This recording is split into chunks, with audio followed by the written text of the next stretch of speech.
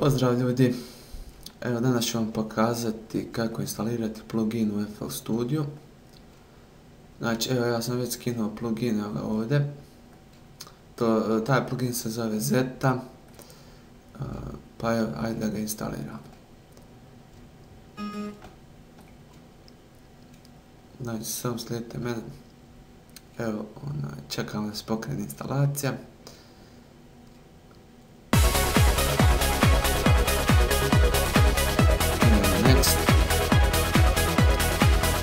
Prvi ćemo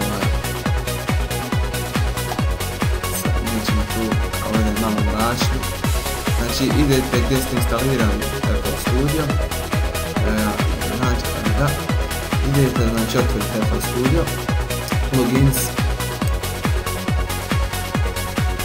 vst, direktorija tu otvorite, znači samo tu, ok, next, evo sada čekamo da ovo se stavi.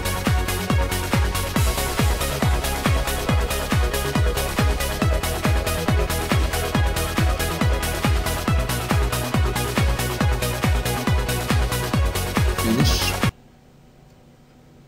Evo sada ovo da završi. Znači bit će link u deskripciji, stavit ću link od ovog plugina pa da možete da skinete. Sada da nađemo taj plugin u FL Studio. Evo, pokrenemo FL Studio.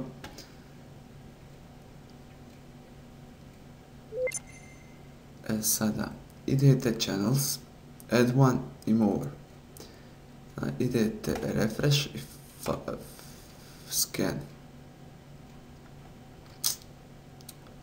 Znači, da nađemo sad gdje je Zeta. Ona je ovamo tamo negdje. Evo, ja već, evo kod mene već selektovano, znači doći će vam ovako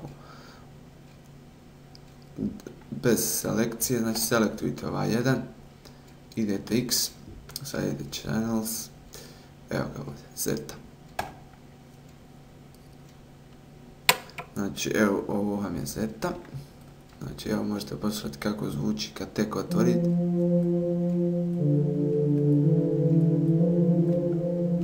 Vidite sad vi ovdje imate pod A, B, C, D, F.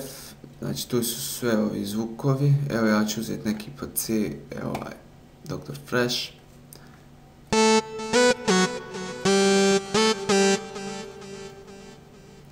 Ima ovaj.